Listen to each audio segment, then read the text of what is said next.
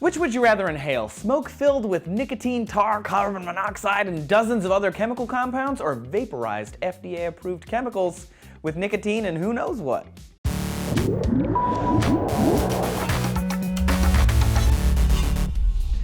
Howdy D-Newsers, thanks for tuning in today. I'm Trace. The embattled tobacco companies, formerly known as Big Tobacco, have all but caved to the pressures of the anti-smoking movement, and yet hundreds of thousands still die every year from smoking-related diseases and cancers. Now we've got a new young heavyweight on the nicotine delivery system scene, the e-cigarette. But this relatively unknown quantity might not be the savior that some are claiming. E-cigarettes were invented by a pharmacist in China in 2003. Now, a decade later, that device is everywhere. It's marketed as a brand new way to enjoy your nicotine fix and occasionally as an alternative path to quitting smoking. It's a simple little device containing a battery, a heating element, and nicotine liquid. They're usually called e-cigarettes or vapes, short for vaporizers. People inhale or flip a switch to activate that heating element, vaporizing a liquid and allowing the nicotine into the lungs for absorption. The ingredients of the liquid smoke inside the e-cig vary. Commonly, it's propylene glycol, an FDA-approved additive that we use in food.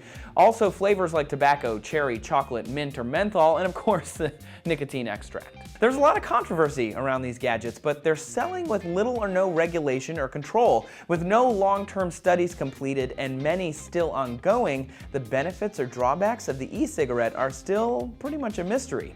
A recent study published in The Lancet shows e-cigarettes are just as likely to decrease smoking rates as a nicotine patch or nicotine gum. But the controversy isn't really about the benefits, it's about the lack of regulation.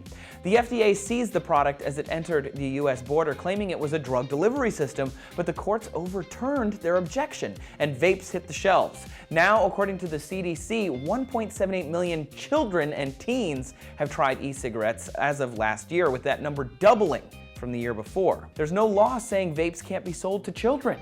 And so, according to the study, US students in grades 6 through 8 are getting their hands on these nicotine vaporizers, with a very small percentage of them saying that they use it once a month. We're well aware of the dangers of smoking thanks to decades-long fighting against it. At this point, it would seem to me, if you smoke, you know the risks, but with e-cigarettes, we aren't sure. That's just not the case. A rather controversial study was done in France by a magazine called 60 Million Consumers that tested 10 different vape models, and they assert, depending on the model, these safer cigs contain nearly as much formaldehyde as a traditional cigarette. Also, they found, quote, a significant quantity of carcinogenic molecules. End quote. That's not good.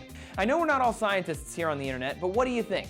Do you trust e-cigarettes? Tell us your thoughts in the comments below and subscribe for more D-News every single day of the week.